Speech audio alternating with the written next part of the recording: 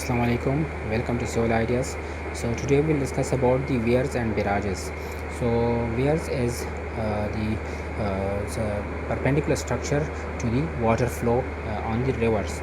This is the river and the perpendicular concrete or masonry structure constructed in the flow of water to resist the flow of water, and this is the schematic diagram of the weirs.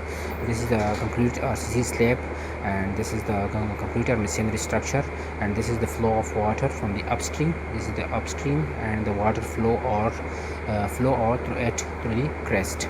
So this top level you can see is this is the crest, and the water goes down to the downstream. This is the downstream.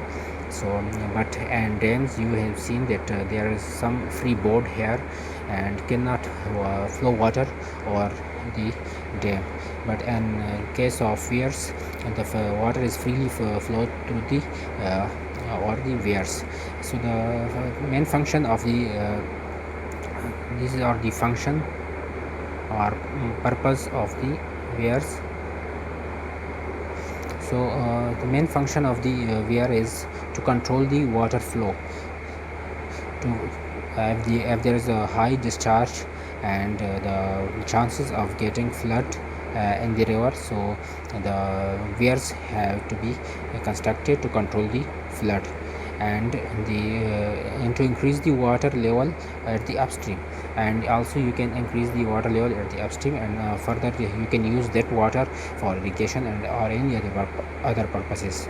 And the third one, and to measure the water discharge, you can also measure the discharge of water and cumex or cusix. So these are some basic function of the weirs. And let's come about to know about the barrages. So barrage, this is some of the structure that I have drawn. I think you have get the concept. You put a picture, a real picture of it, you can see. So this is the water coming from the upstream, and this is the downstream, and this is the structure you can see. So these are the concrete concrete piers base, or these are the piers, and these are the piers, and these are the sliding gates between the piers. These gates are can move up and down by sliding when the water is very high, so you can control it.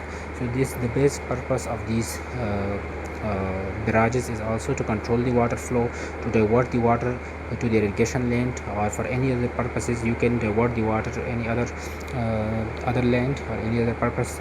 And the third one is you can generate power by tidal energy by installing a turbines. If you have installed a turbine here and there is too much water